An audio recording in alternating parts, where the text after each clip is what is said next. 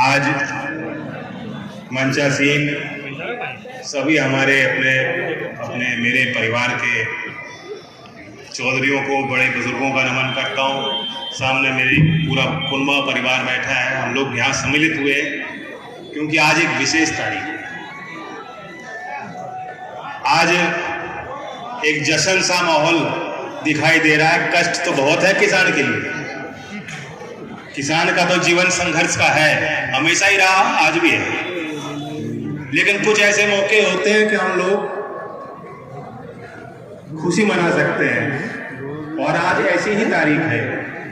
मैं समझता हूं कि जब तक इस तारीख का महत्व तब तक रहना ही चाहिए जब तक ये देश में, ग्रामीण भारत में, ग्रामीण समाज के आगे जब तक समस्याएं सारी हल नहीं हो जाती, तब तक ये तारीख हमें याद रखनी चाहिए।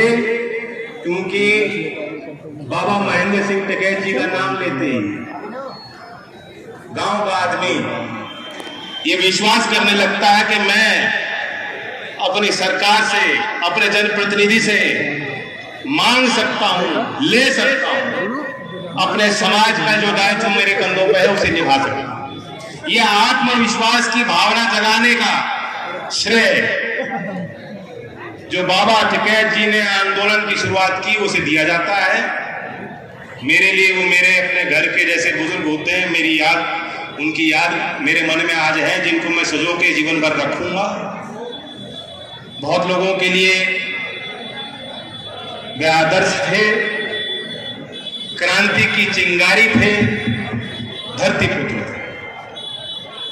और एक व्यक्ति तक उनको सीमित नहीं कर सकते क्योंकि आप सबका सहयोग उनको था।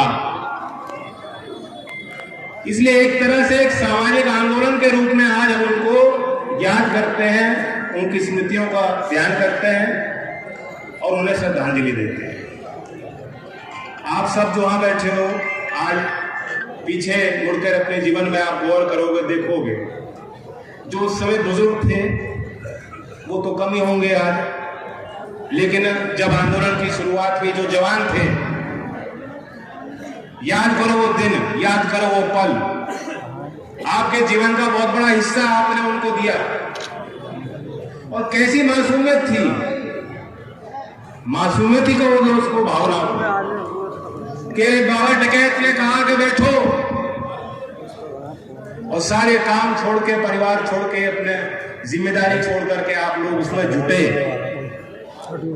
ये मासूमियत थी, ये एक ईमानदारी थी, ये एक जुनून था। आज भी अगर पूरे देश में कोई ऐसा समाज है जो इतना मासूम मुझे दिखता है, जो अपने व्यस्तताओं को छोड़ के, अपने जीवन की सारी चीजों को भुला करके विश्वास करना जानता है, कि जो आदमी दूसरे पे विश्वास नहीं कर सकता, जो आदमी बड़ों का आदर और सम्मान नहीं कर सकता, जो पगड़ी का सम्मान नहीं कर सकता, वह कमजोर होता जाता है। लेकिन मासूम और ईमानदार गांव का आदमी आज भी मुझे दिखता है कि अगर समाज के लिए कुछ करना, मरने की बात हो तो किसी से पीछे नहीं। ऐसे ग्रामीण समाज के एक बड़े नेता रहे बाबा महेंद्र सिंह टिकैत को मैं श्रद्धांजलि देने आया हूँ। गांव के लोगों में है एक दूसरे का सहयोग करने की भावना है, और नहीं होती तो सारे अपने विवाद भूल करके आप लोग क्या 13 महीने इतनी ताकतवर सरकार के विरुद्ध लड़ाई लड़ सकते? संभव नहीं था। शायद 35 साल बाद ऐसा आंदोलन देश ने दोबारा देखा, ऐसा माहौल देश ने देखा। हम तो बटे पड़े हैं। गांव में कुछ व्यवस्थाएं अच्छी होती हैं, लेकिन कुछ परंपराएं जो पुरानी चली आ रही हैं, उन कारण से शोषण भी होता है, उस कारण से बंटवारे भी जिंदा रहते हैं। आज भी जाके गांव में जाके देखेंगे तो वाल्मीकि का मोहल्ला अलग होगा, जाटों का मोहल्ला अलग होगा, चौपाड़ अलग होंगी। कभी कभी तो इकट्ठे बैठ के बात करते हैं। कुछ गांवों में आज भी मैं देखता हूँ, महसूस करता हूँ कि बढ़िया माहौल है। जब गांव का फैसला करना होता है इकट्ठे बैठते हैं, लेकिन कुछ व्यवस्था अभी भी बंटवारे की चल रही है। लेकिन ये जो आपने आंदोलन छेड़ा, क्यों? कुछ सवाल किसान का, सवाल किसान के अस्तित्व का था, और किसान के नाम पे, किसान मजदूर के नाम पे गांव के सारे लोग इकट्ठे हो गए। यही आपकी मूल ताकत है। जब हम बाबा टिकैत जी को श्रद्धांजलि दे रहे हैं, हमें यह भी तो याद करना चाहिए वो कैसे इतने ताकतवर बने हैं, क्या खूबियां थी उनके अंदर, कैसे जोड़ लिया उन्होंने लोग, उनके कहने पे कैसे हम लोग जुड़ जाते थे, आज क्यों नहीं जुड़ पा रहे। ये वो तारीख है कि हम इन सब चीजों पे सोच विचार करें, कहां कैसे कमजोरी आई। आज कोई लड़ाई छोटी नहीं है। 13 महीने आपने आंदोलन किया, लेकिन ये सरकार फिर दोबारा झूठ बोल के आपको लौटाने का काम कि भाई घर लौट जाओ, गांव लौट जाओ, तुम्हारा काम तो हुआ पड़ा है, और लोगों को मालूम है कि काम हुआ नहीं, सारे विषय अधूरे हैं। आज भी दाम की मांग की थी, दाम के लिए कोई उनकी व्यवस्था नहीं है कि कैसे दाम सुनिश्चित, किसान को अपनी मेहनत का फल सुनिश्चित मिलना चाहिए। सरकार के पास कोई योजना नहीं, कोई तैयारी नहीं, कोई मनसा ही नहीं है। नौकरी थी जो गांव के बच्चे जिसके प्रति आकर्षित होके जाते थे, कूद के जाते थे, काम बड़े गर्व के साथ जाते थे, वो नौकरी इन्होंने खराब कर दी कि नहीं कर दी? नौकरी नहीं, भाव नहीं, और अस्तित्व का सवाल भी आ गया। क्या किसी ने सोचा था कि आप ट्रॉली पे गांव का आदमी अपने कुनबे के, अपनी महिलाओं को, अपने घर परिवार के लोगों को सवारी नहीं करा सकते? ट्रैक्टर और ट्रॉली पे सवारी पे रोक भी कोई सरकार लगा देगी?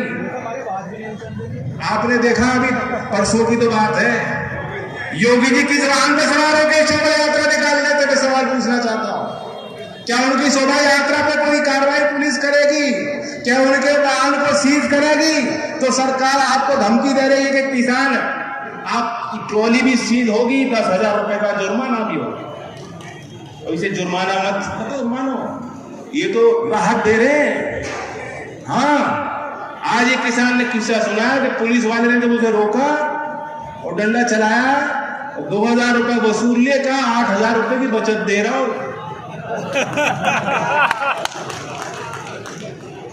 ये भी हो सकता है कि प्रधानमंत्री किसान सम्मान योजना के नाम से 8,000 की घोषणा हो जाए। जमाने बिल्कुल उलट पुलट चल रहे हैं, ऐसे ही चल रहे हैं। तो संभाल लो, इस परिवार को संभाल लो, अपनी ताकत को पहचान लो। आज इस मंच पे आके, क्योंकि मुझे वो उनका चेहरा याद आ रहा है, आदरणीय गुलाम मोहम्मद जी को भी मैं श्रद्धांजलि देना चाहूंगा। यही इसी स्थान पे मेरी उनकी आखिरी भेंट हुई थी, और आप सबको देख के मुझे बहुत प्रसन्नता हो रही है। लड़ाई जारी रखनी है।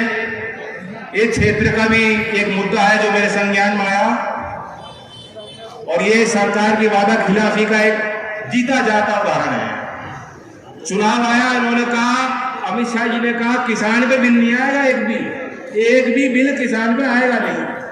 अब कह रहे हैं बिजली पे हम कोई राहत किसान को नहीं देंगे। ये वादा खिलाफी तो हुई, ये झूठी तो है। इन्हें रेवड़ी से दिक्कत है, गुड़ शक्कर से दिक्कत है, हमें तो कोई दिक्कत नहीं।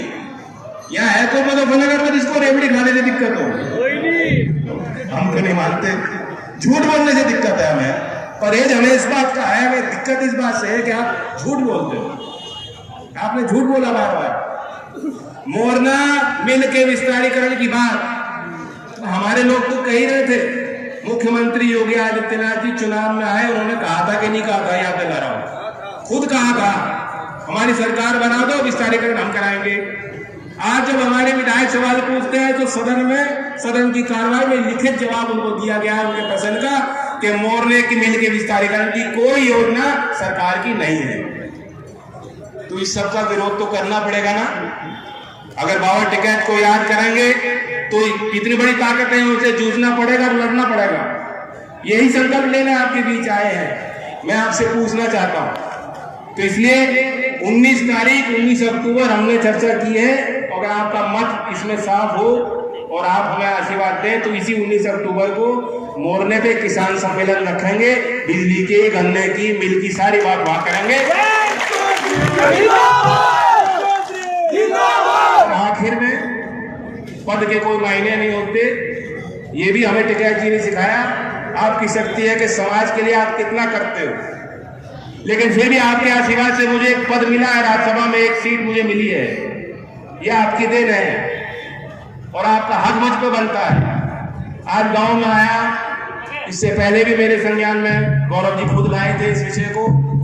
मैंने ये तय किया है कि मैं अपनी सारी निधि खेल की सुविधा बनाने में, खेल के निर्माण में दूंगा।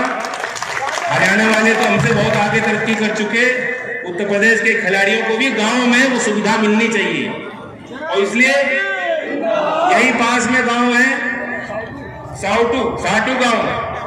साउटू को वो साटू है, साउटू ऐसा लगता है कुछ साउथ इंडिया में नाम होगा।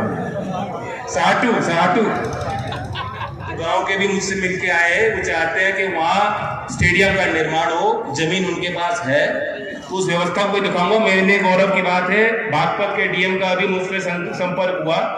मेरी निधि की पहली किस्त बागपत के खाते में जमा हो गई, 2.5 करोड़ आया है और पहला ही काम यहाँ सिसौली के इस मंच से मैं कह रहा हूँ कि मेरे लिए गर्व की बात होगी, पहली चिट्ठी, पहला प्रस्ताव साटू के लिए यहाँ निर्माण में दूंगा।